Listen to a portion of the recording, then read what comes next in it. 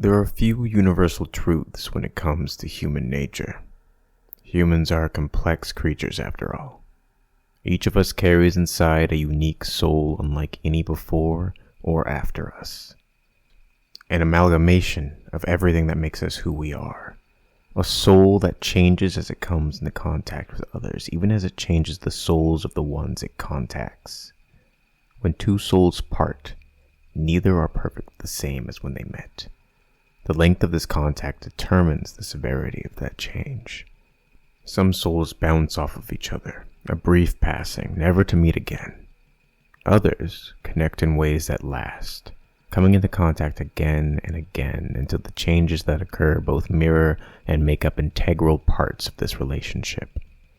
And atop all of these connections are the souls that become partners. Comfort was a hard thing to come by in a world as cold as this.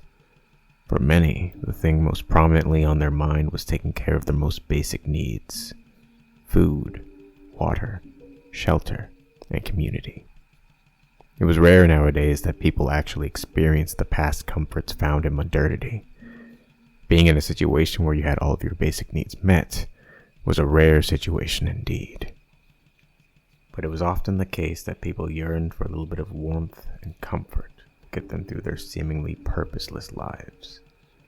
And for the people who could afford it, that meant a trip to the alley. The alley saw many people of all shapes, sizes, and creeds, a red beacon of life and warmth in a sea of cold darkness. In fact, this was the only aspect of society remaining where the social classes truly intermingled. The ignoble, the elites, the survivors, all could be found warming themselves in the open beds of the alley. In what was left of the world, distraction was worth more than silver. The warmth of another, familiar or not, more than gold. The alley was busy, full of those wishing to escape life's distresses. But as the light of the sun faded, the crimson light of the alley grew. From dusk till near dawn, all manner of people walked the sprawling streets. The alley was less an alley and more a small town. Hidden in the center of what constituted a big city these days, the alley had no true borders. You could tell you were there by the businesses that lined the streets and the sellers displaying their various wares. But despair wasn't easily forgotten. In the crevices of momentary comfort and pleasure, it made itself known. Violence wasn't uncommon, and theft was assured, though death rarely reared its head. Recently, though, there was talk of a disturbance.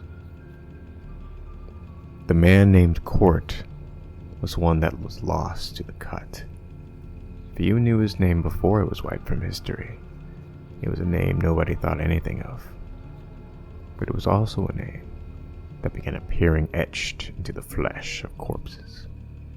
All of these corpses were those who had less than savory dispositions, those that took what they wanted and took out their anger on those who denied them. It was hard to be alone in the alley.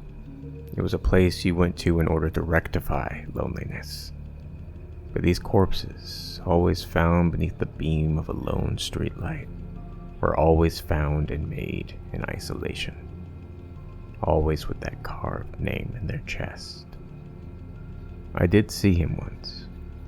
I had to know him. I went out alone and waited. I stood in the dim red light of the alley for what felt like hours, but perhaps was only minutes. I could hear the calls and replies for people in the distance.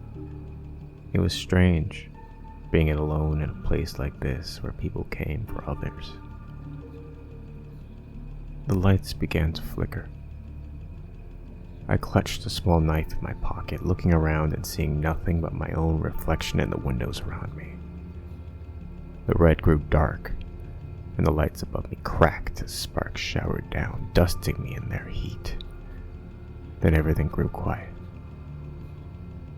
A single light flickered on behind me, and I whirled around to face it. At first I saw nothing. The hair on my body stood up as if electrified as I tried to keep my cool, frantically searching the area. A flash of red out of the corner of my eye. It was in the reflections. A red creature resembling a man. Its form flickered as it stared back at me, taking over my image.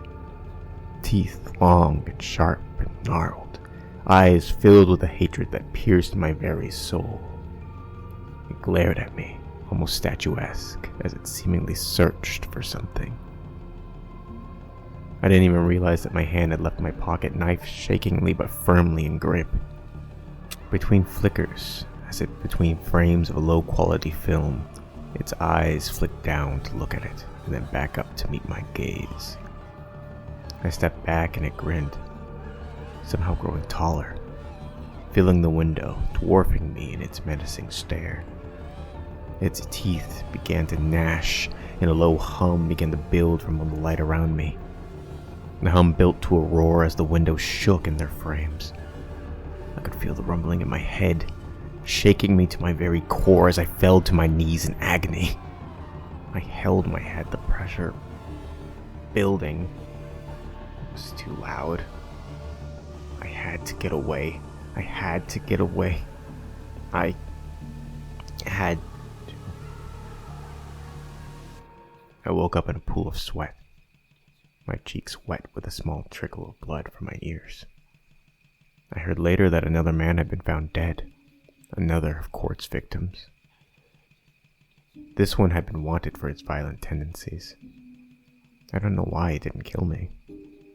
Maybe I wasn't what it was looking for.